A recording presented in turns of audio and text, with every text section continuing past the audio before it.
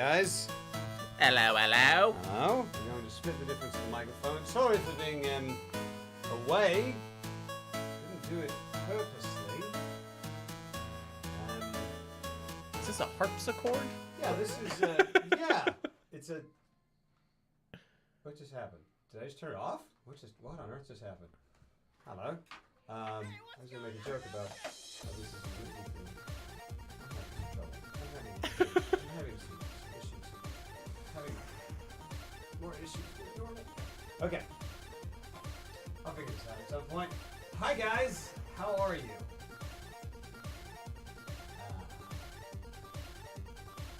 Let's see how this goes. Yeah. Yeah.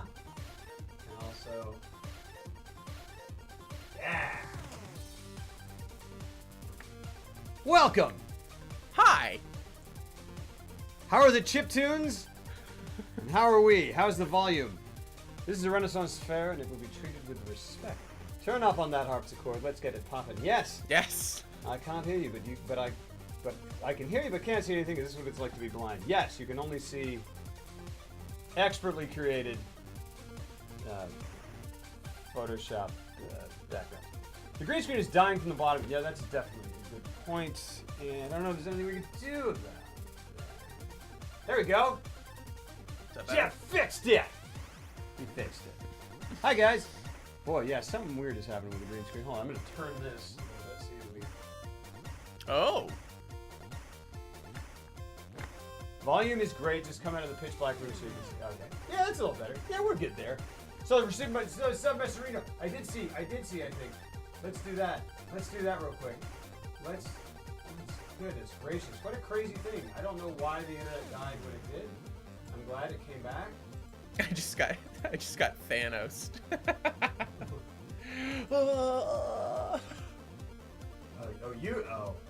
Started disappearing. Your head was, I haven't seen it. Oh. I should, right? I mean, I'm not even a big Marvel guy, and I saw that movie. Yeah, I know. Not that I didn't want to. We just don't see movies anymore. Well, then I'm glad you host a show Right, called exactly. Filmography.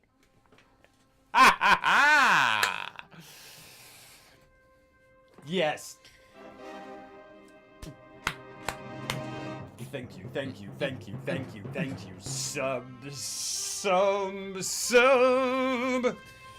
Subscription. Thank you for the subscription. I see you now. Subscription.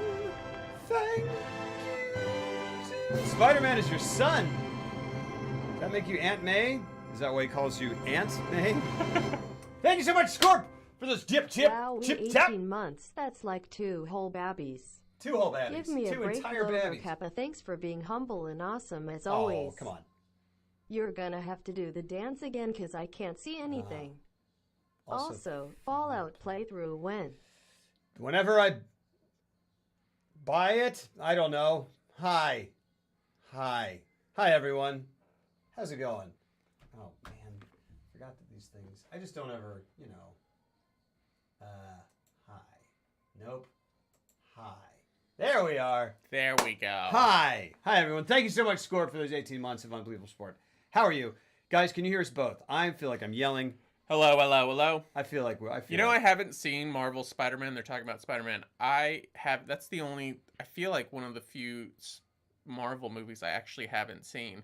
But that game that's about to come out looks freaking insane. Awesome! It looks like I'm like so excited to get that. It looks like, I mean, it feel like they very, very wisely followed the Arkham blueprint a little bit. Oh like, yeah. Very, but they made it very Spider-Man. But that thing is like, that character is just tailor-made for that sandbox type environment. Absolutely. Oh, it looks so cool. Yeah, it's amazing. It looks really crazy. And just by the fact that you just said Arkham Knight, you just verbalized those words, I'm probably going to go home and play that tonight.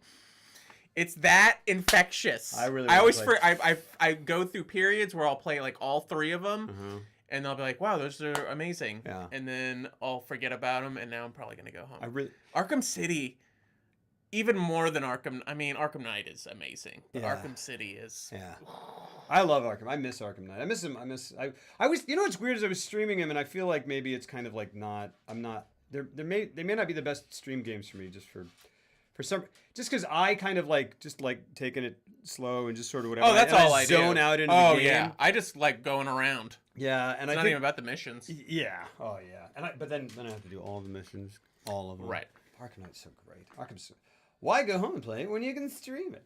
Fair point. Well, we can't do it here because my thing's busted. But the pre-release videos are praising both the gameplay and the story. And yeet yeet. Is that like? That's not like skeet. Oh, yeet yeet.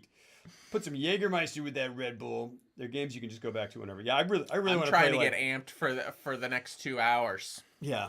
Because I took a nice little nap before I came over. Good for you. So I got a little rest. I need rest.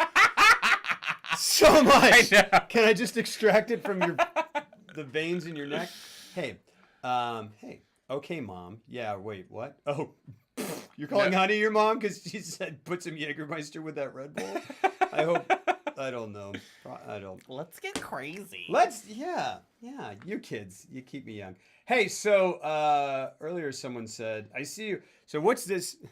I'm going to give you, here we go. Here comes some really obscure quotes. And if Jeff gets these quotes, I'm going to give him 2 obscure quotes. Oh, good. Two obscure quotes from one movie. And if he gets this, everyone gets, gosh, I don't know how to, if Night Series is here, can you tell me, maybe I'll just I'll give you 100. I'll give you 100. All right. Or if someone, if Jeff hot gets dog's it, or a sandwich. A hot dog is a hot dog a sandwich. Is that a question? That's being posed to me? Yeah. Yes. Good night, everybody. I can't do it. Whoa! Hold on a second. There we go. Bye. Hey, you beat Logic? Yeah, there you go. Hot dog is a sandwich. Hot dog is a sandwich. I mean, it's meat between a bun. Yep. That you know what I'm saying. The truth is that hot dog is a sandwich. The world is spoken. No, hot dog is its own thing. Heath, I don't know about that. Also, Heath, buddy, I just saw. Congratulations. What? It's amazing. Yeah, hearts in the chat, guys. Can we get hearts in the chat for Heath's, this ridiculous... Crazy. That they picked you over, I don't even know how many people, but you're the dude for that cruise line, right? That's amazing. So is the soft taco a sandwich? Dude, that is going to be, no joke, that really is going to be an adventure. Yeah. Yeah. Congratulations. Seriously. Yeah. For one ship. There you freaking go. Thank you. You're going to be so we can say that you're going to be the captain of that ship. Yeah. I mean, that's what I'm going to tell people. Yeah. Captain Heath will get you high tonight. Take you to his special isle. This is a Billy Joel song. I'm not making weird stuff up. I mean, I kind of am. A mixture of sad hearts to lose Heath and happy hearts for Heath's success. Definitely true. A mixed salad of hearts. Definitely true. They offer 15 hours after you submitted your audition. That's crazy. Dude, that's awesome. That's ridiculous. What took him that long? You know what I'm saying? Oh, I hope he comes back with an annoying accent. Calling everybody governor. You know an actor. Hello, governor. Captain. You're retiring now. There you go. Yeah, I hope so. Just like a mishmash of all the ports of call that you've been to, if you know what I'm saying. If you know what I'm I don't think he knows what he's saying. Heath seeds in the I'm sorry. But yeah, just so that it's all neutral, like Ratatouille, because that's why the rats spoke in neutral accents. Wait, what? In Ratatouille, that's why they spoke like they're like the filmmakers decided that the most neutral accent was an American accent, and it would be a neutral accent because rats got on ships and traveled all around, so there'd be a melange. That's how they justified it. I think so. They don't need to do that. Just say because money. Yeah. Because Patton Oswalt. Yeah. I'm going to be a rock band singer. Yeah, that's crazy. What they're saying is Americans are bland rats. I think so. I feel like that's what everyone. That's fair. Yeah. That's fair. All right, these 2 quotes. If anyone in chat gets them, or if Jeff gets them, I'm going to give you 100 fake Lobro bucks, which means something now. I would make it more, but it's hard to do a lot of swear jars. Okay. All right. Here's one. And it may be a slight paraphrasing, but the second part I know is true. I know is right. He goes, I don't know what to do. There's so much blood. It's so weird. It's not. All right, is that the first quote? That's the first quote. I don't know what to do. There's so much blood. And that's how it said. I mean, More or less. Exactly. You do pretty good impressions. No, Okay. It's. Okay. Give me the second one, because they're both from the same movie. Yes. Okay. First of all, does that ring any bells? In the vaguest sense, it tingles something in my brain. All right. Here's the other one. There Will Be Blood, 2007. Here we go. Here's another one. Here's the other one. I see him. There's another line in between. I can't remember what it is. Say the first one and then the second one back to back. Both I see hims or the first? The first one and the second one all in one go. Okay. I don't know what to do. There's so much blood. And I see him. Is the first quote from John Travolta? No. Okay, because I really thought that was John Travolta. I immediately was trying to think of his film. So it's not. Oh no. I don't know then. Sorry. I was really hanging my hat. I love that was a really terrible John Travolta impression. I love that. That's great. I love that you were like, I don't know what movies they're in, but that's John Travolta. That's fantastic. Because you did it. There's so much blood. There's so much. Oh, well, that'd be like, because this is my terrible John Travolta. Hey, Mr. Carter. I know. Check it out. There's so much blood. What are you gonna do? What we're gonna do? Hey, it's the blood. Okay. Well, then what is it? So much blood. I'll give you another one. Okay. All right. I'll give you another one. Is it okay? Can I winnow it down a little bit? Can I ask a question? What do we think, Chad? Can you ask a question? Yeah. Okay. Sure. Ask a question. I mean, I'm not gonna get it otherwise. You can ask. So you might as well allow me to. You can ask a question. I'll just. These are the most oblique. Is it a movie pre-90s? It's not pre-90s. No. Is it post-90s? Yes. Is it after 1990? Yes. Is it after? Is it a 21st century film? What's that one? The 2000s? Is it an early aughts movie? It is not an early aughts movie. It's earlier than that. Okay. I don't know. Okay, here we go. Here's another one. Okay. Here's another one. Character is looking down at another character. You're usually good at impressions. Oh, that's probably an absolutely awful John Travolta. Yeah. So the first one is a woman, by the way. Yeah. Oh, really? Yeah, I don't know. But like, yeah. Okay, say that again then. I don't know what to do. There's so much blood. It's not. Don't. Yeah. Okay. It's. I'm getting hung up on the impression. It's perfect, by the way. But like, it's that don't. It's don't perfect in that way where when you're like, this song. Exactly right. You're like, it's all there. Absolutely. I don't know what to do. There's so much blood makes it feel like in First Blood when Rambo's like, and I can't find his legs. Man. I saw Lady Snowblood, which is is that a My Little Pony character? It's a Japanese film that Tarantino influenced Kill Bill a lot. And then I saw it, and I'm like, oh no. Oh, he just stole that movie and made a whole character and an entire chapter of his film that movie. And I was like, how does he get away with that? Because it was not inspiration. He stole that movie and put it in Kill Bill. Sure. It's pretty surprising.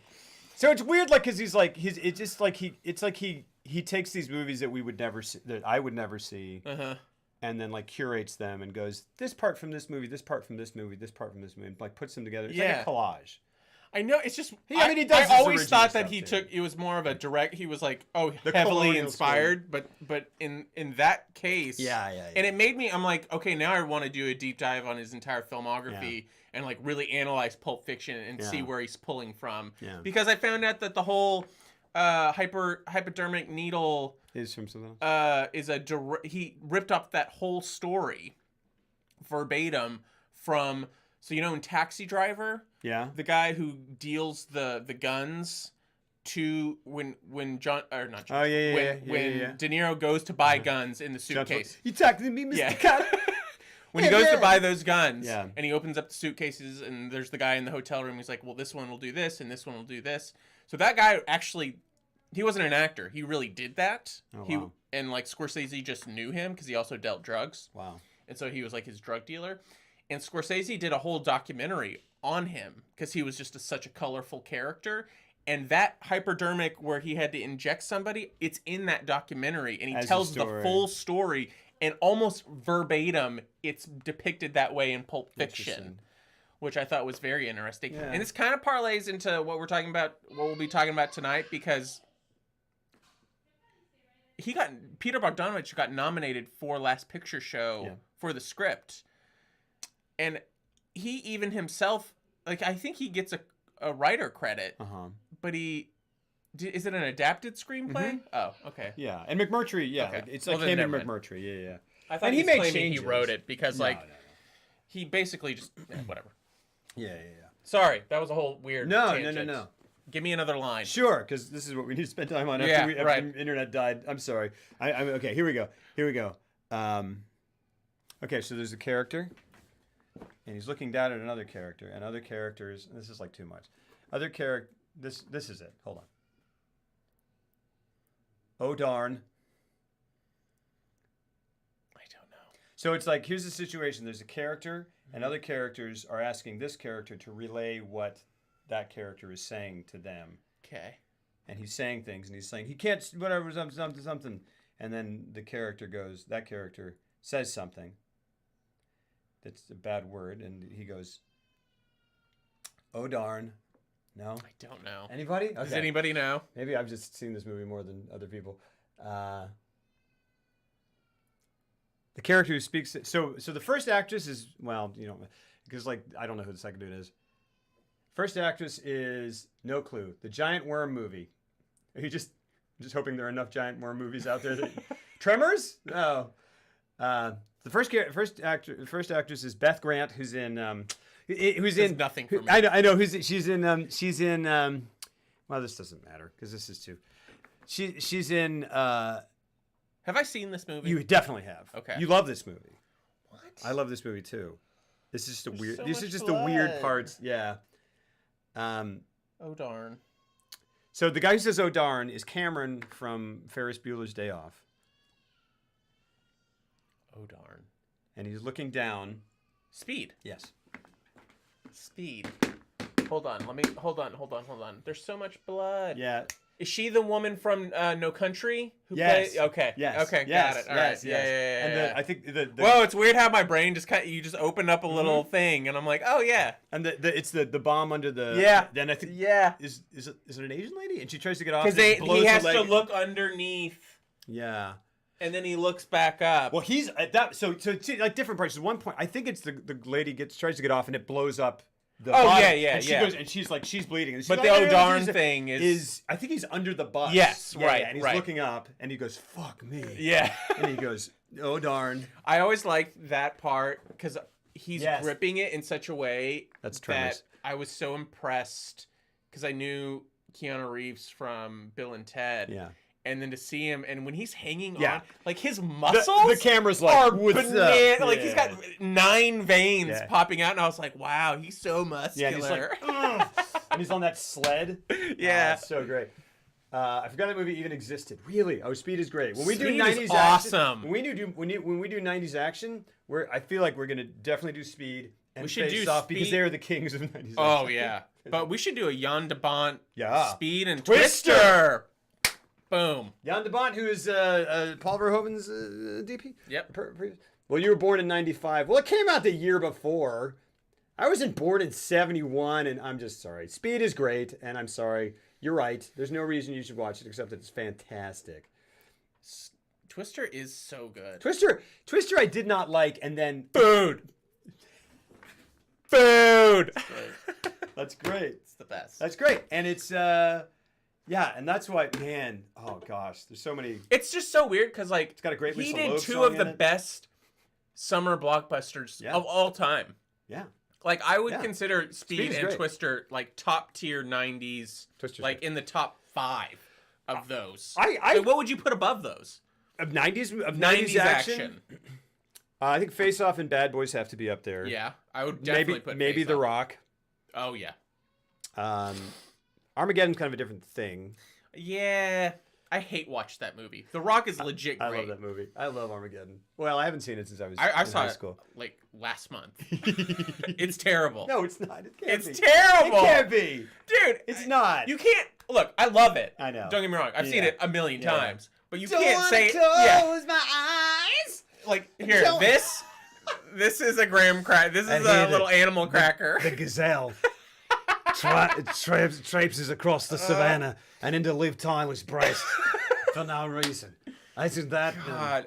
I have the weirdest love-hate relationship with Ben Affleck, where I respect the hell out of him for some things, and then I'm like, you have a mean self-destructive streak inside of you that you just you earn so much goodwill and then you torpedo it. See, but I feel like, well, let's start talking about it. But I just feel like people, I don't know, like why. I mean, he's a great director. He is a great director. And he can. And he's great. He's a good actor. He's a good actor. Yeah, He'll never be a great actor. But he's really good in he's at his best in his own movies. Sure. That's sure, absolutely. And yet it's just so weird when he was riding so high off of Argo, which I thought was whatever, but like I was like, he found his niche. Yeah. Like he's gonna be a director and like act in his own movies, and that's how he got himself out of jail because of Gigli and all this. Yeah. And then he was just like, no, I'm gonna be Batman. But here's the thing. How do you turn that down? He's a great Batman. Yeah. He's just in really terrible Batman movies. Well, he's in one really bad. He's in a bunch of them, and you know it, and I'm gonna fight you on it. All right. Well, yeah, this does remind me. I do at some point want to institute when this grows, as it inevitably will. Yeah. When it starts growing like a kudzu and like vines, like like poison ivy's. Never mind where I'm going. Never going. I do want to like start instituting these, kind of having these like periodic like film debate, like pick a topic. And like not necessarily just you and me, but I'm just saying like get everyone involved and kind of we'll like everyone pick a side and we'll just scream at each other. Yeah. And we'll end really angrily. I mean, Batman vs Superman is a great one to just yell at each other for. Yeah. He isn't a great Batman. He's a great Bruce Wayne. He's an interesting cast for Bruce Wayne, and I thought he was an interesting cast for Gone Girl. He was great in Gone Girl. But they played to his smarmy strengths. Yeah. I feel like he's a good dude who comes off I don't know. What am I saying? You know what David Fincher said? Because they asked him, was like, why did you pick Ben Affleck? And he was like, because when I looked at Ben Affleck, I wanted to punch him in the face. And he was like, and that's what we needed. Your directors say the thing is like that is it. That is who cares if David Fincher's like, that's true. That's why I'm casting him. Like, I don't care why it doesn't matter. Punch me in the face. Yeah. But the thing is that like, it's like, he is kind of perfect for that role in the sense that like, he is this person that people just kind of turned on. Like he had people loved him, and then people were like, wait, all of a sudden, screw you. Yeah. And then just never stopped doing that and kind of like, nah, like I could, but screw him. Like I keep hating on him. He had a real weird, like when he tried to be funny, like, and he would do this stupid grin and I would just be like, ugh, gross. Just gross.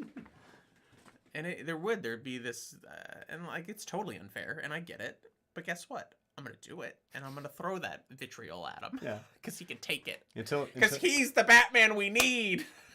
He's going to want to be in one of your films one day, and then this is going to... Well, and then he's going to string you along, and then like on the night before shooting, he's going to be like, hey, you like that smile now? And he's like, I'm gone, like, girl. I heard, yeah. So. He'd be like, I heard what It's Madeline said, all right? Yeah. How's that fuckboy smile now, eh? And then he's gonna be like, I'm gonna Argo over there. He's just gonna cut out of your movie, but like all puns based on yeah.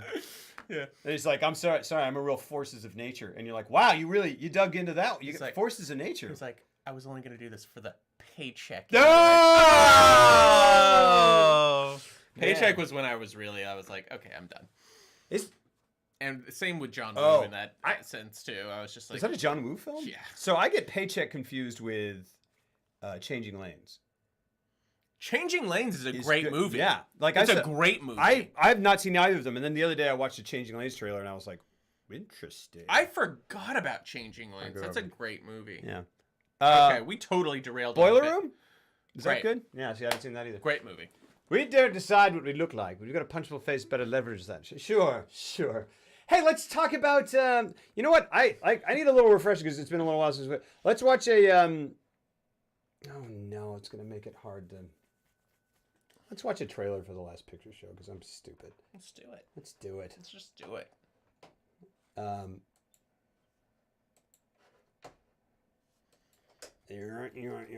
So, boy, that was probably really loud in your ears, guys. Last Picture Show.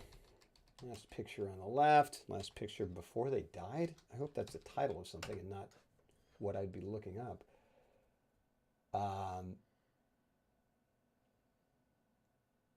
What is it? Is it? Oh, I think there's a trailer. there we go. Yeah. All right. Stop. Just to set the mood, just to remind ourselves. Yeah, so we'll do this every time, not to shame people, but just so I have an idea of what we're dealing with. Drop a 1 in the chat if you had a chance to watch the Last Picture Show, if you watched it, or if you've already seen it. Just so I honestly, it's not to shame anyone. Just kind of like, just so I know. Because we need to know. Because we need to know. Just to, if there are people. There's popcorn. All right, D squared, rock and roll. Thank you, Sonny Bits. Well played. Wait, what? I would say drop a 1 in the chat if you got a chance to see the Last Picture Show, or if you've seen it previous to this. If you haven't, I guess do a 0, or else people are just not gonna. Yeah, or they could just or maybe 1. All right, sweet. Cool. So we got a couple at least. Hey. No problem. No excuses necessary. You don't have to. Just you don't worry about saying no. Just if you had. Yeah, now everyone's gonna watch it. Yeah. Now everyone's gonna watch it. Yeah, you guys, if you didn't see the Last Picture Show, you missed some nudity. Boobies. And Randy Quaid's penis. Fair point. Yeah. Fair point. In like a cornucopia of other penises. Yes. Just like a smattering of penises. Just like. I was so surprised. And did you know that? So that's his first movie. Right. Because I was like, huh? And then. Yeah. That is. You're right. You're right. And he looks so much like Dennis Quaid in that movie, like a Randy Quaid or Dennis Quaid.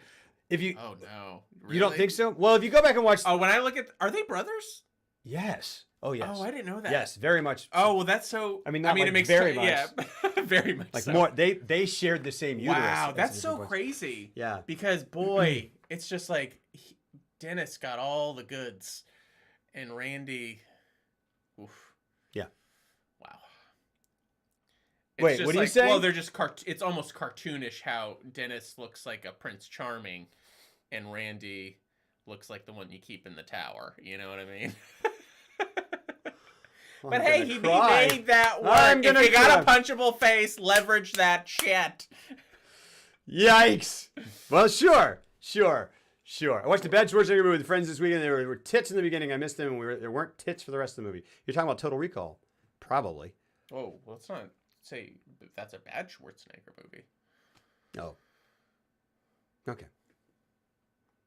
No, yeah, that Total Recall is right on the edge. It is about as. Oh, it's great.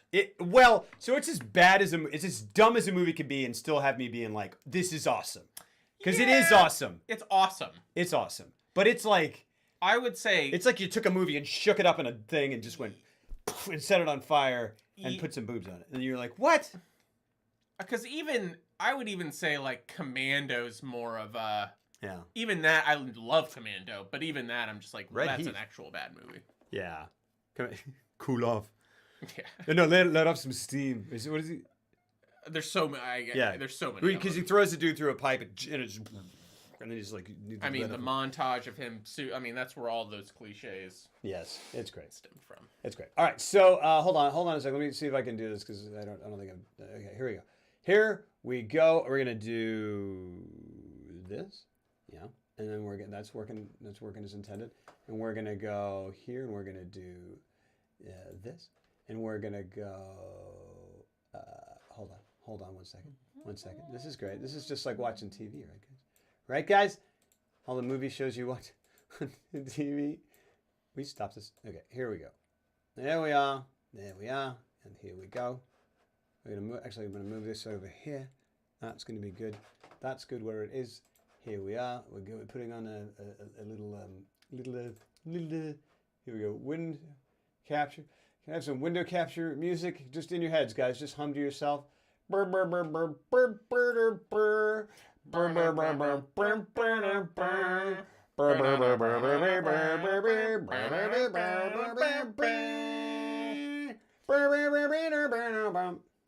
There we go. See, that wasn't so bad. Yes, it was. Here we go. Here we are, everyone. Stick around.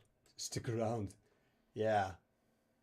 Iced that one to coin a phrase. Man, we should do a.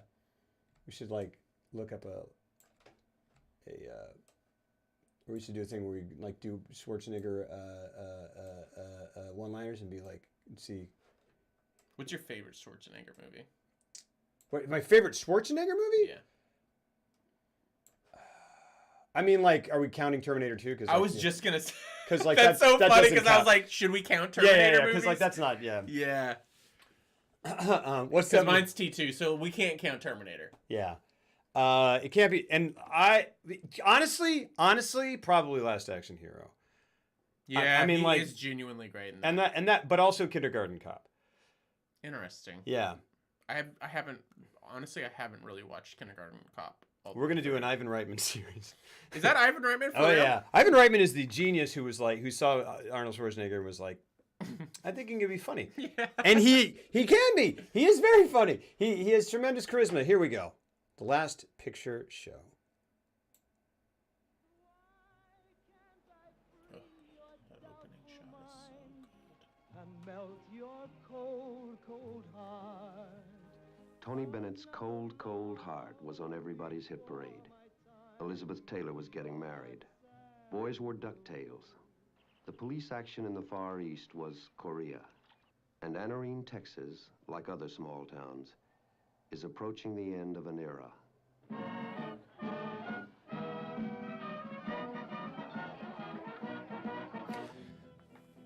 I heard about the ball game last night. 121 to 14. Must be pretty near a record. What you think he'd do if he found us? Shoot us, probably. But Mama, it's a sin, isn't it? Unless you're married, you know I wouldn't do that. Don't be so mealy-mouthed. Tough it out, tough it out. You gotta be men like the rest of them. Ain't none of you pretty enough to be women. You boys can get on out of here. I don't want to have no more to do with you.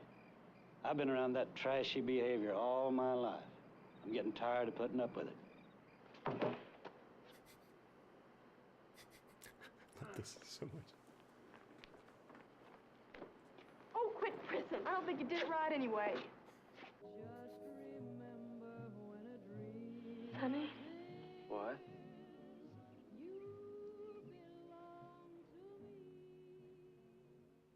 That's a lie. I'll stay with her all night one of these nights, too. She done promised. You won't either. Yes, I will. Why shouldn't I?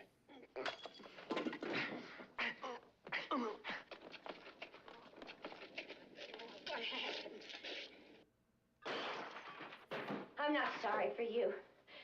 You'd have left Billy, too, just like you left me. I bet you left him plenty of nights, whenever J.C. whistled. So long, buddy. So long, Dwayne. Be careful. I'll take care of the mercury for you. I'll see you in a year or two if I don't get shot.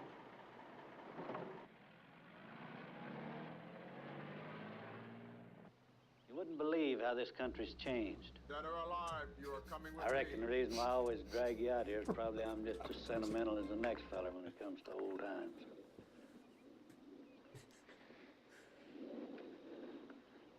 Old times. Anarene, Texas, 1951. Nothing much has changed. Your cold, cold heart.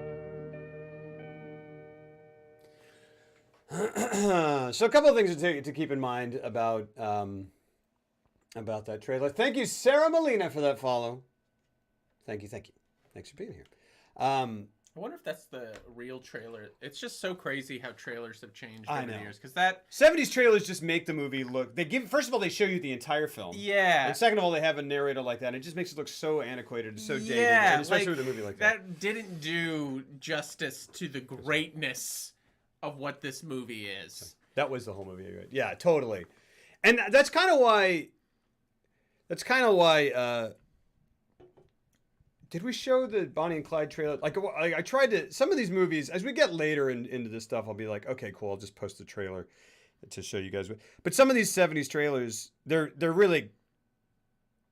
cool because like they just give you a glimpse into what trailers were, but they do not sell the movie well. No, not at all. I don't think that did a very good job either. Yeah, but it's just kind of all over the place. It sure was. It was. You know, what was really what stuck out to me is they cut into that scene where Dwayne and Sonny are arguing, and he goes, "That's a lie." They cut into that line. Yeah. And I was like, and then his next line was like, "She's gonna stay with me all night too." I was like, cut to that. Yeah, right. Don't cut to something that makes me go, you cut in the middle of the scene because I don't know what you're responding to. Yeah. That's a lie? That's ridiculous. I don't know. And it just didn't convey like the tone, like the most beautiful thing about this movie is like it's the definition of like melancholy, the terms melancholy and haunting. Yeah. Like those are the two words I would use to best describe this movie. Cuz like this movie I watch it like frankly a couple times a year, but definitely I shouldn't because it stays with me in such it really hits me on a deep level, and it makes me so sad. Like, really sad. More sad than a lot of other movies. Oh, and it's weird because what's interesting about this movie is it doesn't use music, except for music that's, like, playing out of jukeboxes within the scene and things like that. Like, and it's all pop music from that period, like the 50s, 1951. Pretty, and they were pretty strict about it. Yeah, absolutely. Like they only use songs pre-1951, and yet it packs such an emotional wallop. It really does. Without using the assistance of any orchestra or anything like that, which is what most people usually do.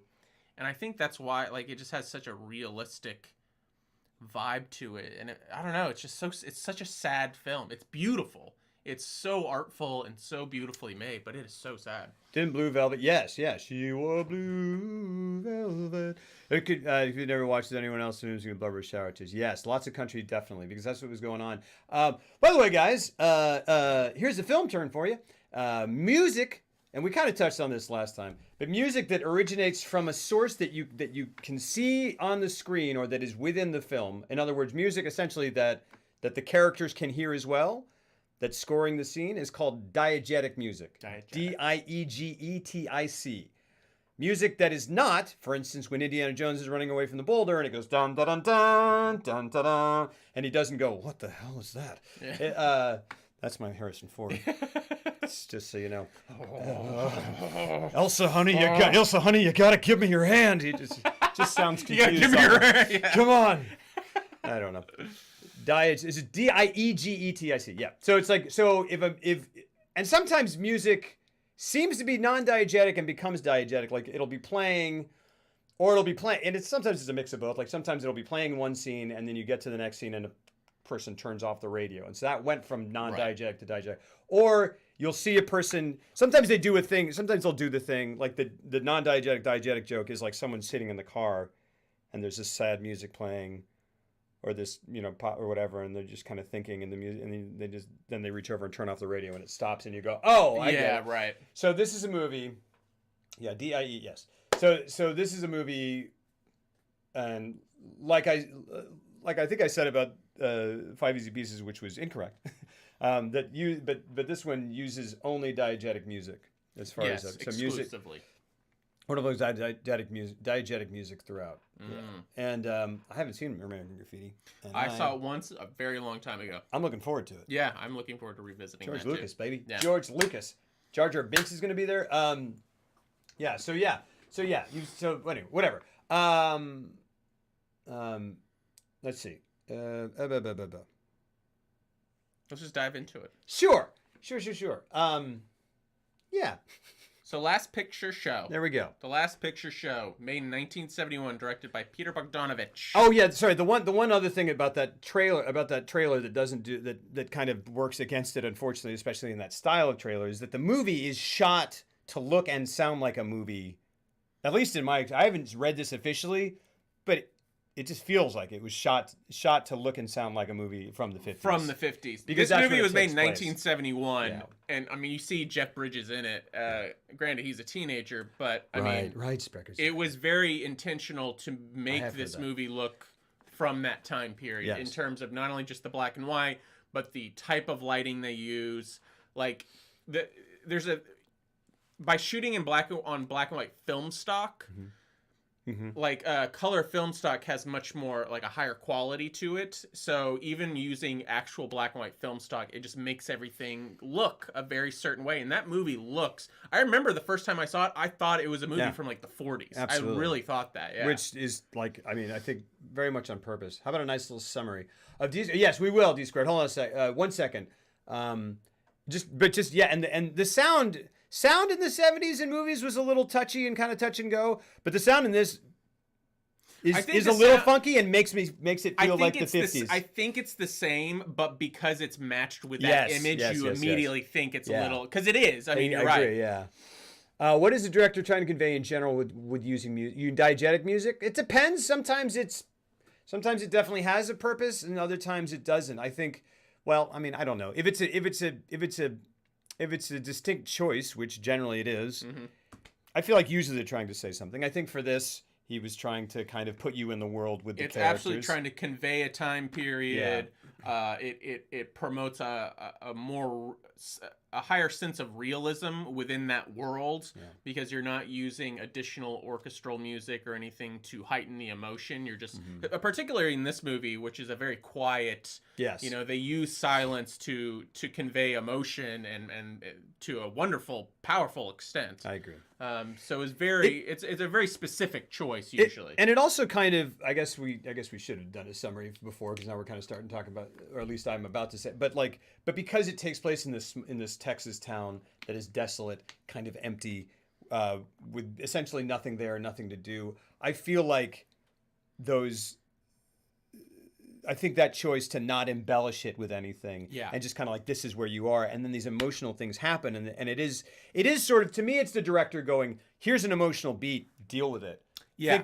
React to it however you do. And I think this has kind of come up before when we said something like that, but like Sidney Lumet in a couple of my favorite movies of his, in Serpico, I believe. Serpico, I think, maybe has a little bit of score. Dog Day has a pop song at the Dog Day Afternoon has a pop song at the beginning, doesn't, and it doesn't have any more for the rest of it. And to me, it does sort of, it can draw you in. And there's an argument both ways. Like music, non-diegetic music used very well can be incredibly immersive, and you almost don't notice it's there, or it enhances it. And then not using, I mean, I'm a huge fan of musical scores and musical scores in film being implemented in the proper ways and everything. A lot of directors, though, do view it as like as a coup to be able to do it without a musical score and still hit home with people, you know. Absolutely, felt really Grapes of Wrath like. That's not far off at all. I would say. It tends to make a movie feel much more grounded. Yes, definitely. Because it does, like what you said, where it just kind of presents an emotional moment and just like, this is what it is. And that was one of the major things within the film is like someone already mentioned nudity. There's nudity in the film, teenage nudity, and they just present it not in a salacious way whatsoever. It's presented and filmed very matter of fact for the most part. When they're necking in the car and she takes her top off. It's just like you're right there. This is just what happens in life. This is an awkward teenage moment, and this is what's going on. Yeah, talk about a scene. I mean, talk about a movie where I think every sex scene is terrible. It is. Like, there's not a single one where you're like, none of it is played. Let's do a summary real quick so we can dive into all this. Which reminds me of, real quick, I just want to finish up. Reminds me of John Sayles, at least from the trailer. I've seen very little John Sayles, and we should definitely do John Sayles because he's an incredibly important filmmaker, and he's kind of like the second coming of Cassavetes in some ways. I've seen like Lone Star and stuff, but I'm there with you from what I ambient sound may get immersed in a movie. Kind of off topic. No, not off topic at all. I think again, like you don't like Indiana Jones running away from a boulder. I don't necessarily want just footsteps and him going, you know what I mean? It can immerse you in a different way. Again, if it's done well. All sex scenes in non-porn are terrible. Fair point. I would like to hear. That's interesting. I'd like to hear more about that. Not like I'm like genuinely because I'm wondering because I know I'm interested because I feel like you have an intellectual reason for saying that just because I know you. We're not prepared for that pool scene. Yeah, and that's in a way. Nor was anyone else. They had a heck of a time trying to find a place to film that. And we can talk about that a little later, but it is supposed to catch you off guard. That's the one scene. Her kind of her disrobing scene is a little like not salacious, but it's like it's a little flash. It's a little less matter of fact, but it is. But yeah, because kind of that's the point. Yes, absolutely. Yeah. Use it narratively, not boobily. Yeah, yeah. And they are used narratively as opposed to boobily. I mean, sometimes a little boobily. I'm gonna start using that term as well when I pitch stuff. It's like we're not gonna do anything boobily. Yeah, guys. This is a narrative film. The next one is a boobily film. So you just take the words right out of your mouth. All right, yeah, absolutely. Yeah, sure. And it is tricky when to use. It's an interesting thing. But it was banned in Phoenix. That's interesting. Specifically in Phoenix? Specifically in Phoenix, Arizona, because of the nudity, and then they had to take it to court, and it ultimately got overturned because they tried to say it was obscene. And they overruled it saying it was not obscene. Yeah. Man, the obscenity cases are so fascinating. Yeah. They're so fascinating. Yeah. Maplethorpe and my gosh. I said yeah. Okay, so a summary. It's 1951. 1950. It takes place. The entire movie takes place from the end of the school year of 1951 to the end of the school year in 1952, and a couple of months after that. Yes. In Anarene, Texas, which is a fictional town that is a stand-in for Archer City, which is Larry McMurtry's hometown. Larry McMurtry wrote the novel of The Last Picture Show. Almost all our awkward to read. Sex in general is an awkward thing.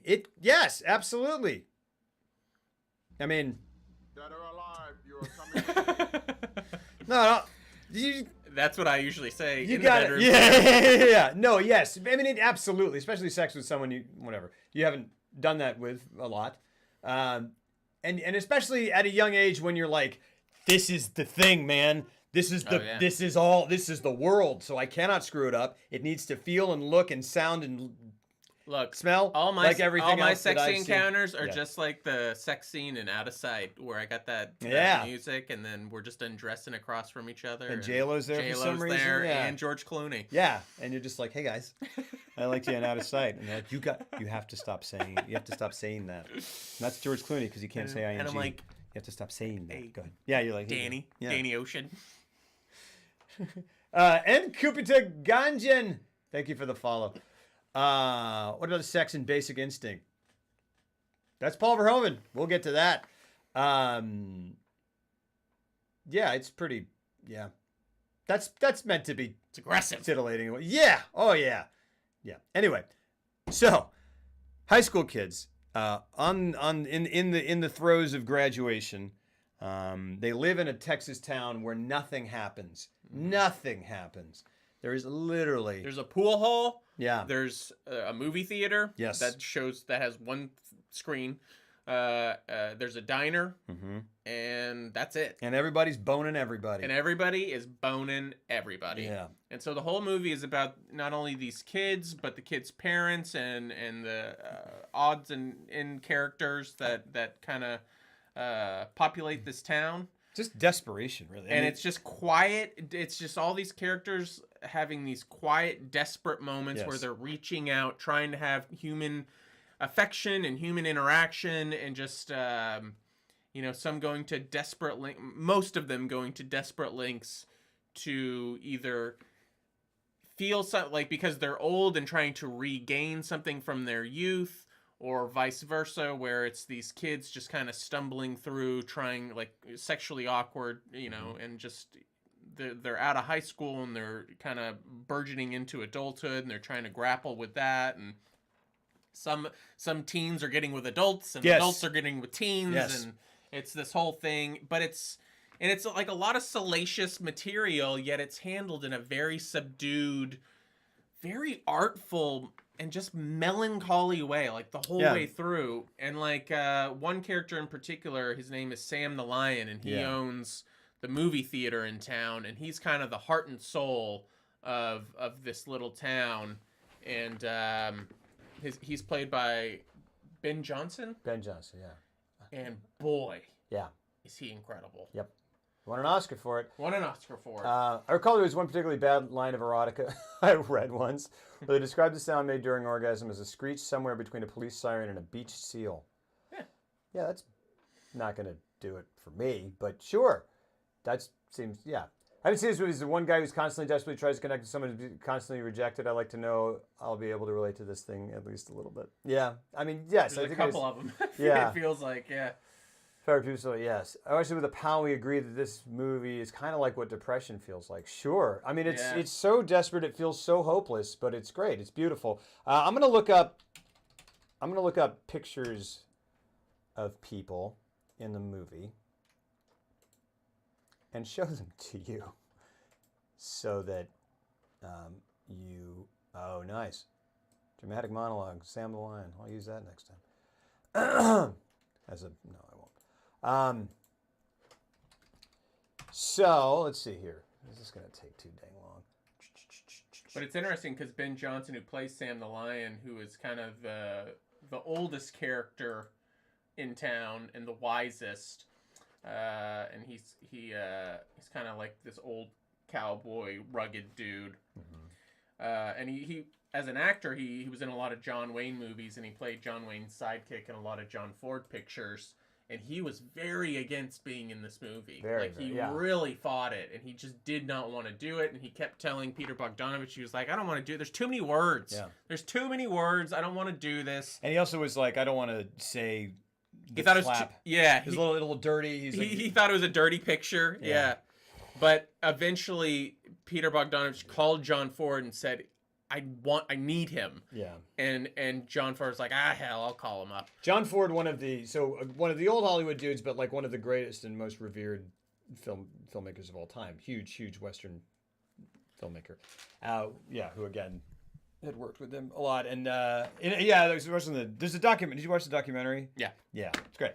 Yeah. And he goes, because he called John Ford. And then Ben Johnson calls Bogdanovich back and he was like, you sick the old man on me. Yeah. He got John Ford to call him and put him in the movie. And even then he didn't agree to it until he went over to Peter Bogdanovich's house, and Bogdanovich literally said, he was like, look, if you do this, you will win an Oscar. Which is amazing. And he just told that point blank. He was like, or you'll at least get nominated, but I think you'll win an Oscar. And then he did. He did. Which is crazy. I know, it's really crazy. And then in the book it says I think it says that Bogdanovich asked John Ford what he told him, and he said that he was talking to Ben Johnson and was like, do you want to look, Ben, do you just want to be the Duke's sidekick the rest of your life? I mean, is that's what you want your legacy to be, essentially? Yeah. So this is Sam the Lion, okay? Sam the Lion owns the pool hall, the picture show, the movie theater, and the diner next door. And he's kind of like, so basically, hold on, let's here. You can see what I'm doing, right? Yeah, cool. Let's see. What is Tim Bottom's name in? Sonny? Sonny, yeah. So there are two guys. Sonny, well, that's a emo looking picture. This is Sonny. This is Sonny. And he's kind of he's just there. He's kind of the good kid. Yeah, we kind of see a lot of it through his eyes. Absolutely. He's the protagonist. John Ford directed Grapes of Wrath too. Absolutely. Yep. And he and this other guy, Dwayne, whom you may recognize, but honestly you may not. Why don't you do Last Picture Show cast? That's a good call. That would speed things along. Hey man, I'm glad you're here. Well, I think go to images. Yeah. Okay. You'll be able to. Yeah.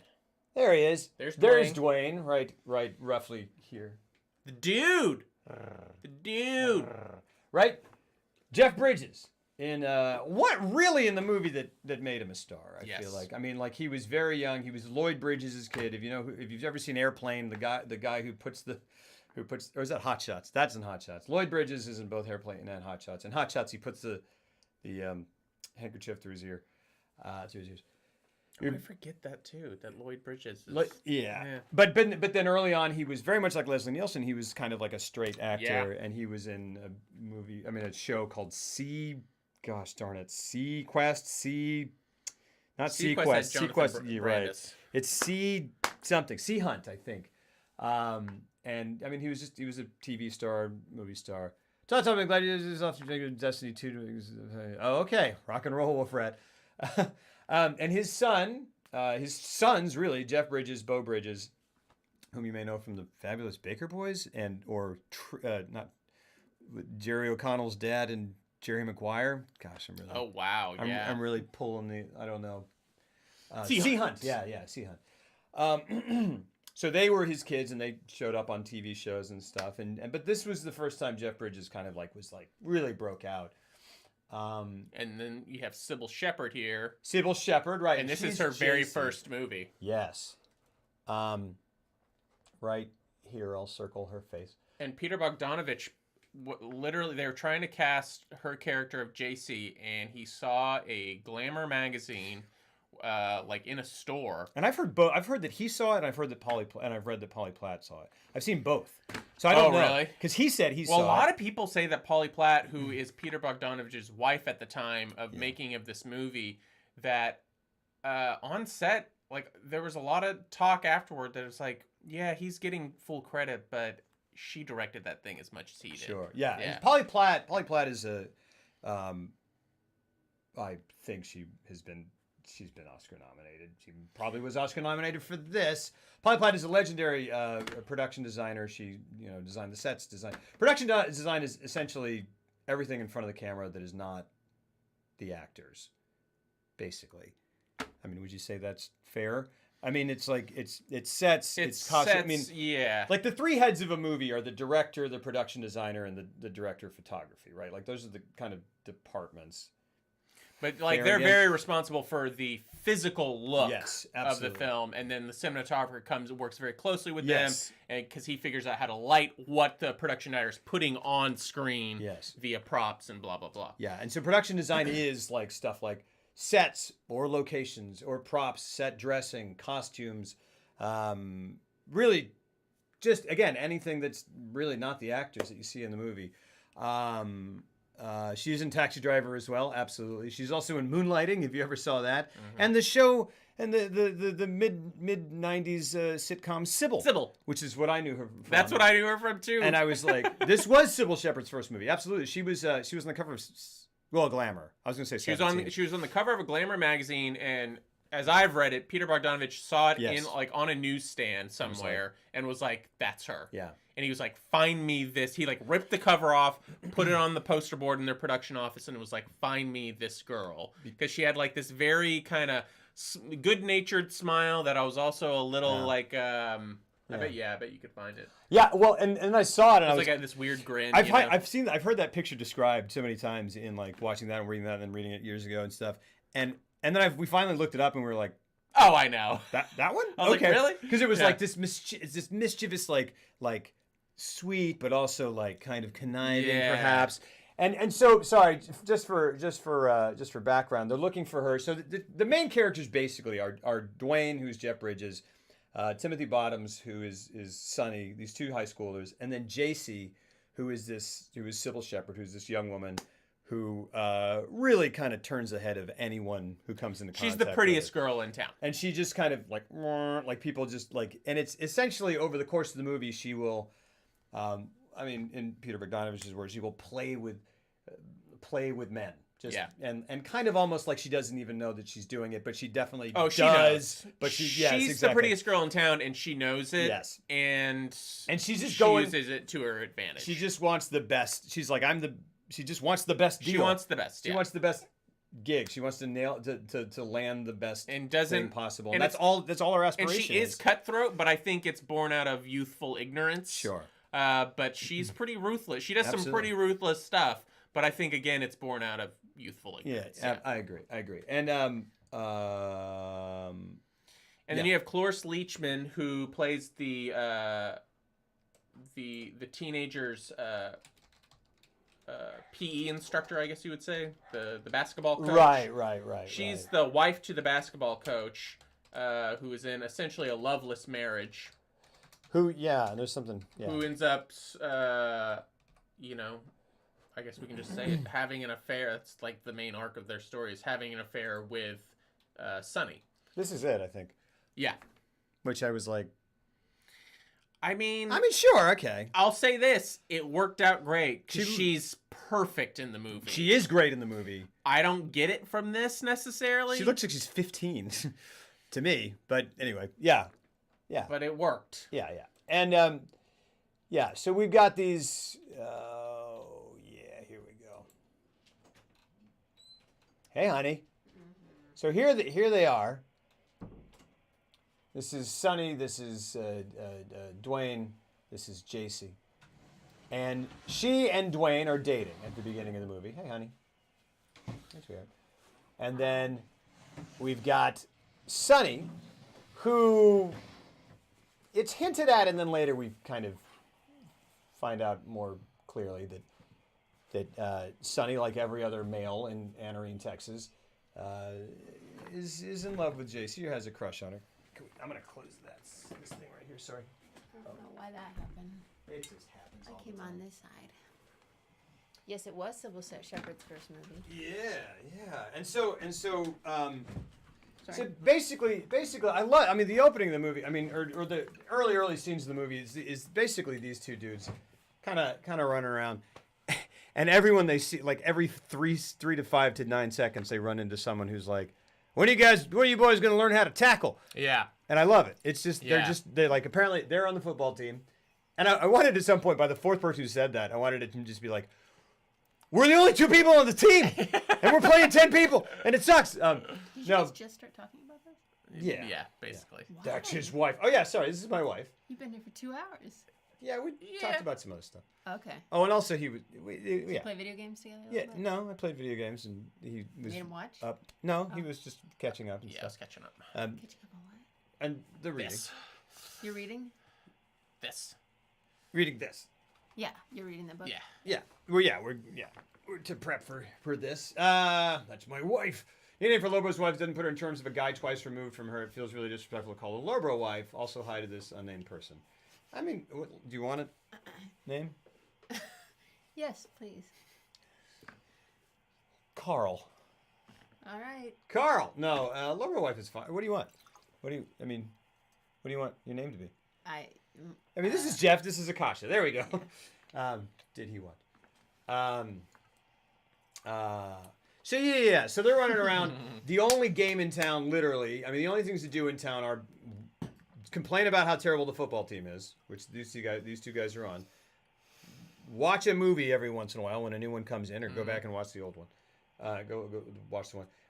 And Sam the Lion owns the movie theater. Go play pool hall in Sam the Lion's pool hall. Go play pool in Sam the Lion's pool hall, or go get a bite to eat in the diner.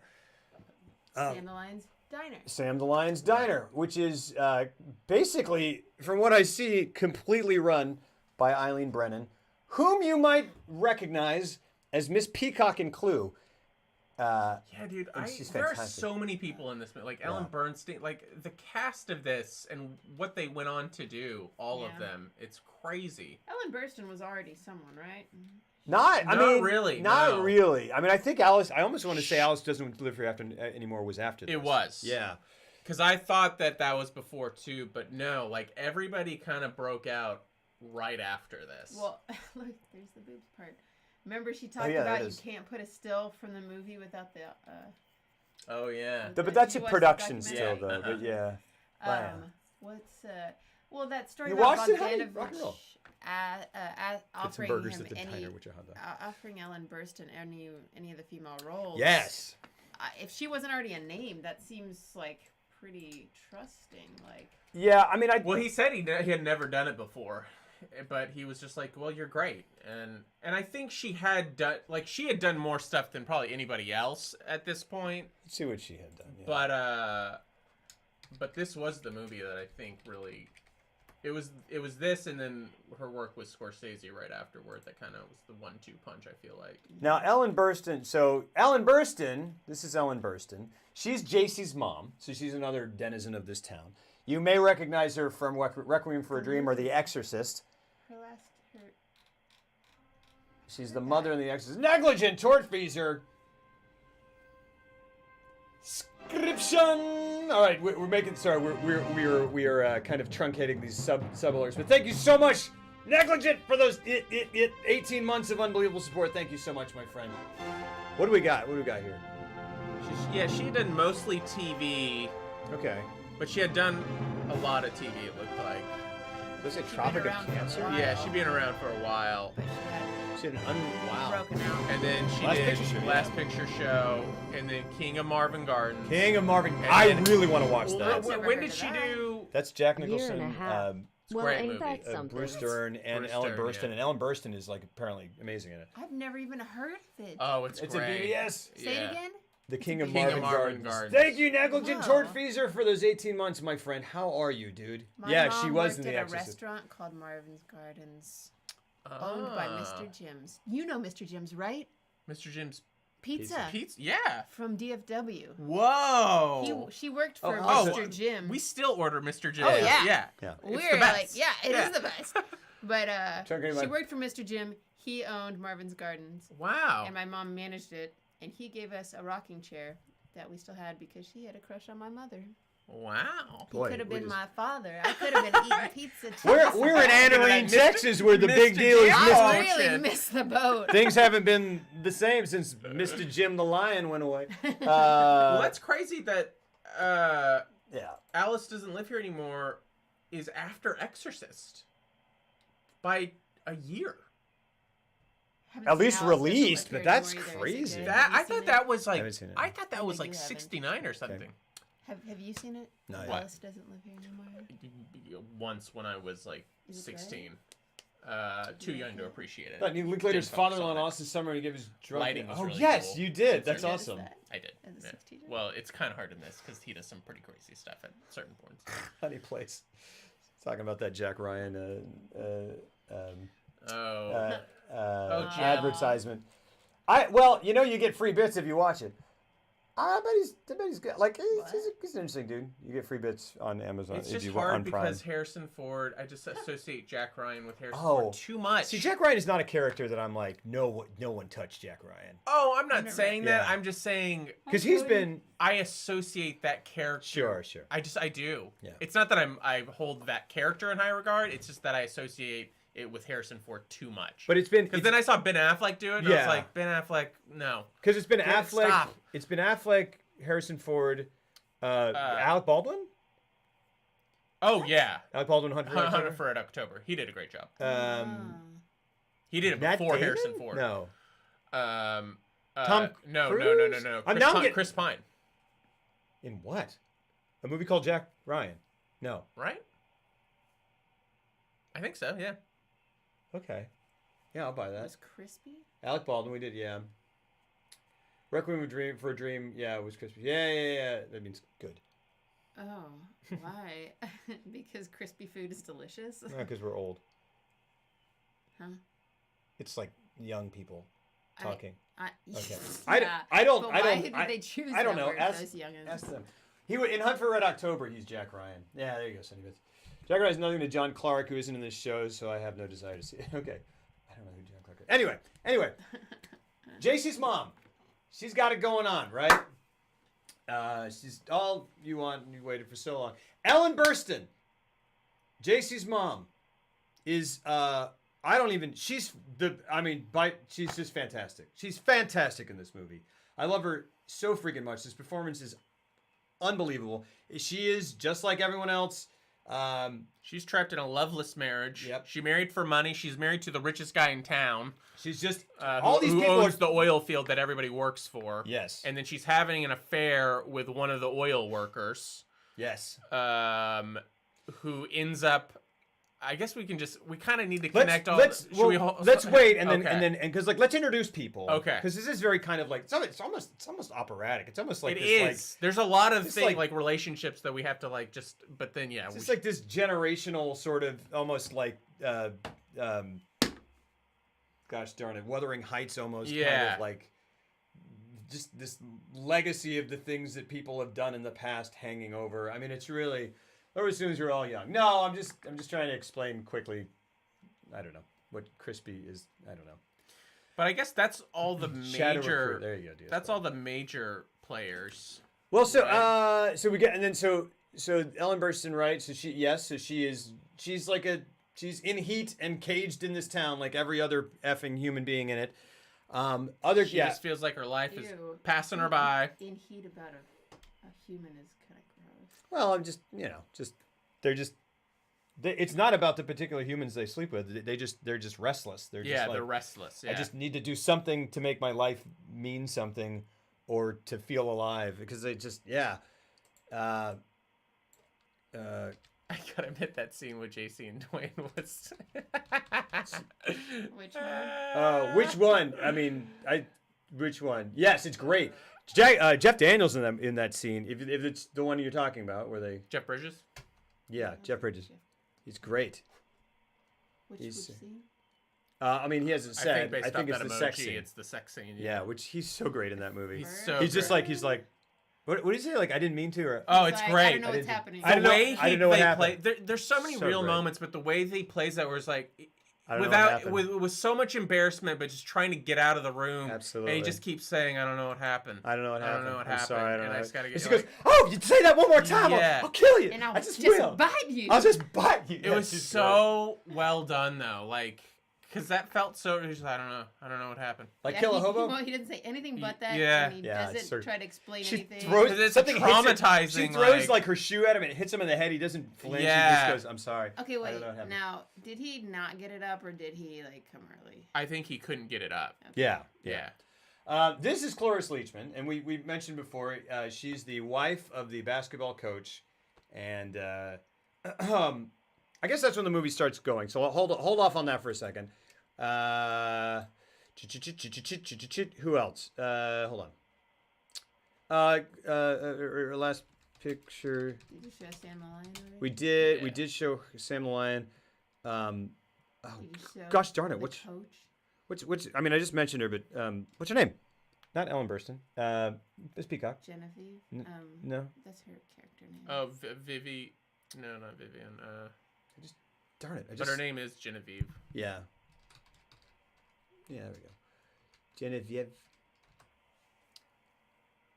Eileen Brennan. Gosh darn it, there we go. So there she is. Look at that. Pow! She's awesome. She basically runs Frau Blucher. What's that? Whoa. Wait, really?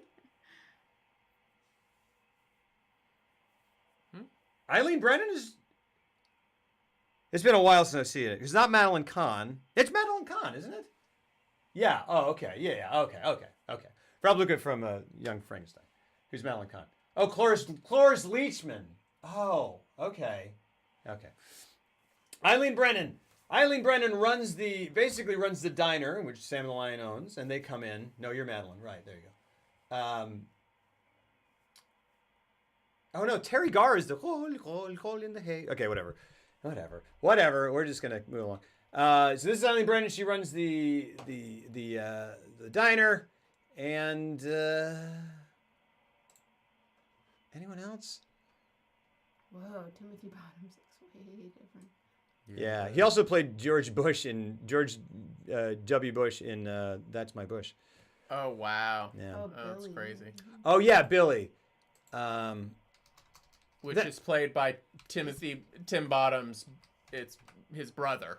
Is that one still alive? Probably. So this is not. So this is Billy on the left.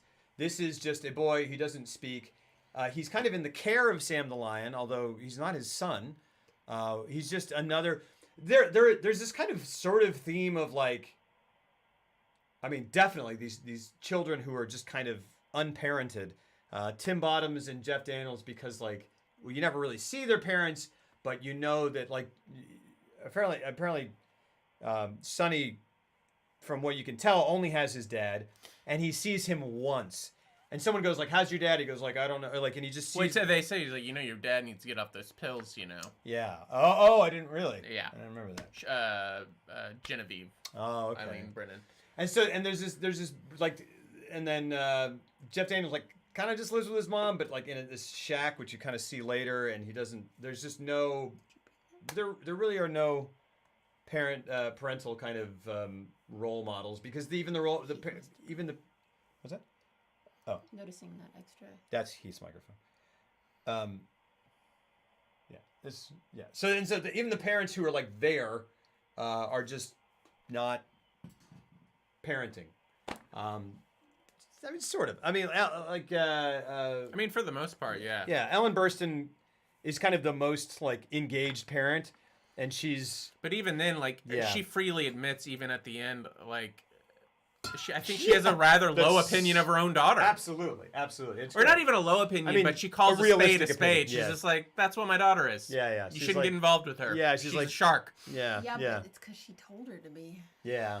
Because she doesn't know any other way to be. Yeah. I mean, her parenting tactic is get yours. Get with the richest dude in town. Get with the guy you think is going to be the most successful but then later person. She's like, my life hasn't worked out so well. Maybe we should do something different with you. Yeah. That's interesting, Wolfrat. I think sex can be used very powerfully in a narrative way in film. But I see where you're coming from. You said some big ass words. So I'm gonna take them. So anyway, this is another kind of important character, Billy. He's kind of a simple-minded kid. Yeah. At one point, they take the boys take him out. Well, I guess that's. Yeah, I guess we'll start going chronologically. But yeah, exactly. He's a simple-minded kid. He doesn't really talk. He likes to sweep the road. I mean, literally, he likes to sweep the road, and he's just always happy. He likes to. He's almost like a puppy in the sense that he'll run up to Sonny and he'll ask him. He'll always expect him to turn his baseball cap around, and then he smiles. Sweet. Yeah, it's this very, very sweet kind of moment. And right, very got to sweet turn thing that hat around. Exactly. Hang on, rewater. But so that these guys have a kind of a very sort of sweet brotherly relationship, and in real life they are brothers, because they cast someone else as the kid, and then Peter Bogdanovich was driving along the road and saw this kid, and early in production. I guess. They were doing rehearsals in the first week, and his brother came to visit him, and he just liked the look of him. Yeah, he was like, "Who are you?" Act? He was like, "Do you act?" And he was like, "Yeah, some." And he was like, "Cool. I'm gonna fire this other kid who they had already hired." Yeah. And he just cast him. And he had braces. And he's like, "Can you get those braces off? Yeah. Because if you get those braces off, you're in the picture." Which, I mean, I guess. I don't know. Is Tim Bottoms that kind of be like, oh, okay? I wanted to know if he was cool with that, or if he ever even broached it. Knowing probably the pomp that is Peter Bogdanovich, though, he was just like, probably not. Yeah. I think this is a perfect film, but I can't stand Peter Bogdanovich as a man. That's actually one of the reasons I'm kind of bothered by this movie. Hey, Ali and Dara. I think this is like the one movie where I just have to bow down and be like, you made a brilliant movie on, like, I think it's a perfect film, but boy, does he drive me up the wall? Like just why? If pomp is ever a term I would use to. He is the visual version of what pompacity is. He does have an ascot all the time. He's always wearing an ascot. And that doesn't help. Yeah. But it is the way he talks, and the way he talks about film history, and the way he talks. And when I read about him in books, not even just this book, but in other books, and see him in interviews, like there is an air in which he carries himself that I am not into. and all the things I've read about him only kind of reinforce that idea that that's kind of how he was. And I mean, the crew on this movie, he would only hang out with the actors exclusively. He would only eat lunch with the actors. He broke the actors, usually on sets, everybody kind of eats with everybody. Yeah.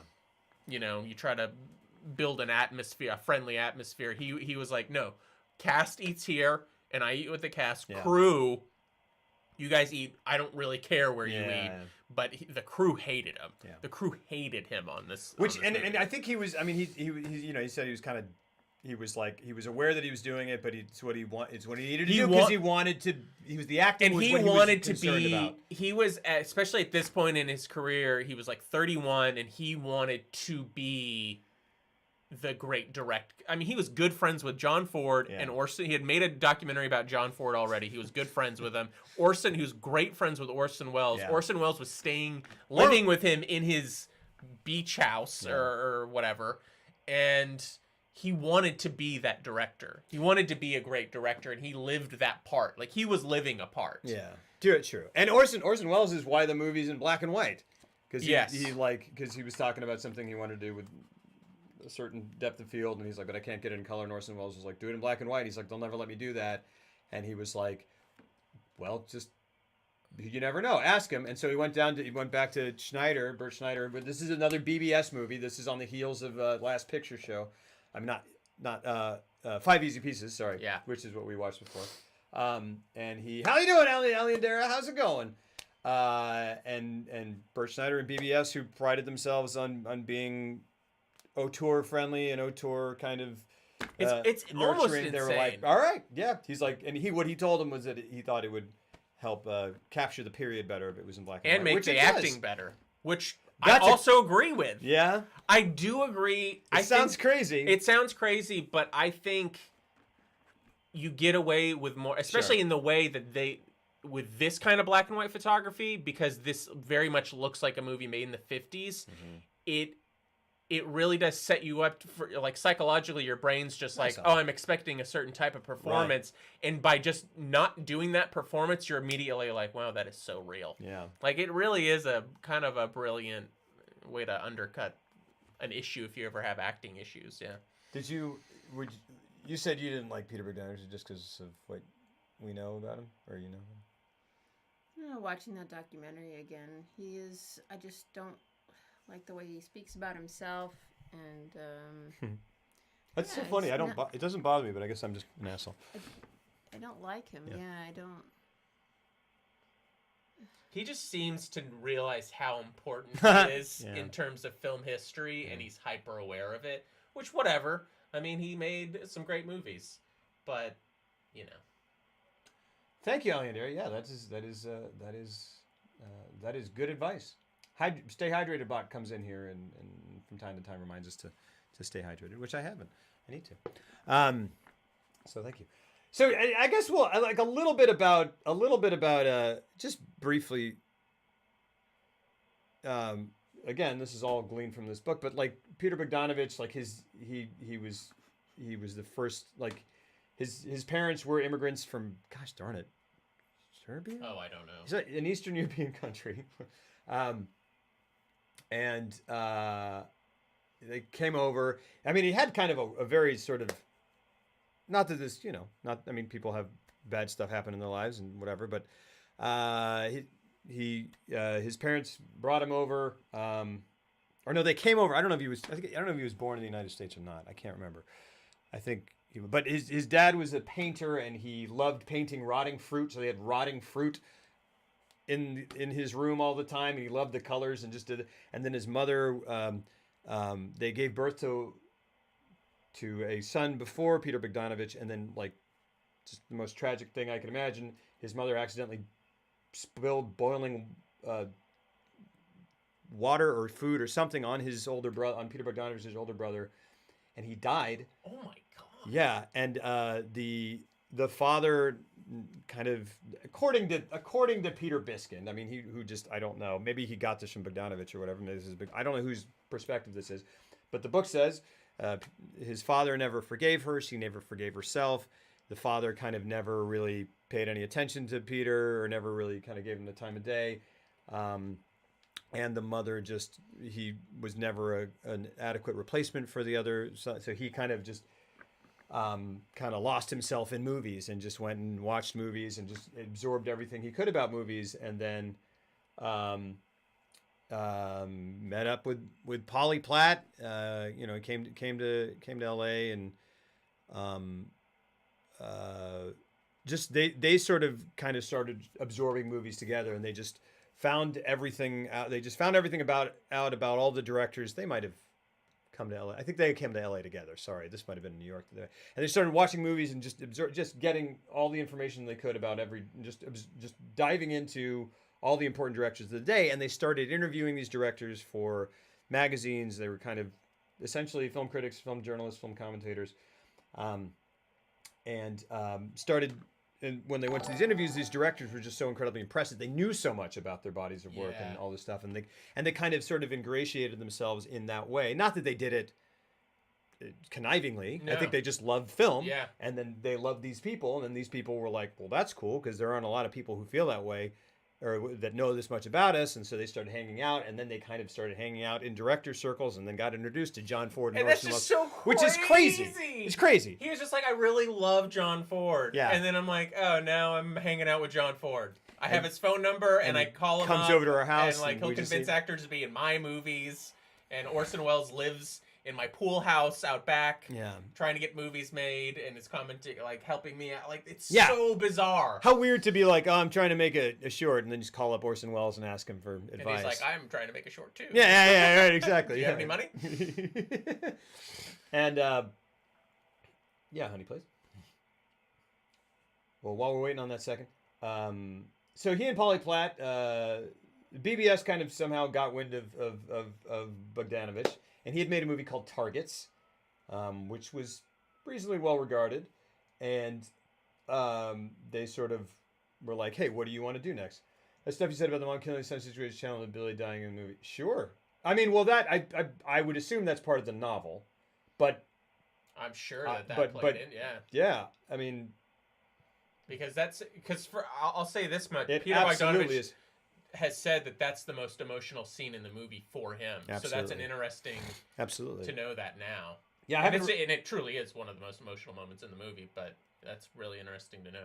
Yeah. I mean, like I don't think I've read anything official about that, but that makes a heck of a lot of sense, right? Absolutely. So anyway, the BBS kind of gets with Bogdanovich, and they're like, you know, what are you into? And they kind of came up with this book, Last Picture Show by Larry McMurtry, and they're like, let's do that. Kind of, I mean, that's a short way of saying that, but so then he and Polly Platt get to work, and they're kind of doing it, and Polly Platt is obviously the production designer, but so much more. She's kind of the engine behind him. Like she's sort of like, he's kind of the like, he's this eternal optimist, and he's like this, you know, and he's got these huge ideas, and Polly Platt's the one like, well, like here's how we make this happen practically. Right. And again, depending on, I don't know, like somehow either he did or she did, they find Sybil Shepherd, and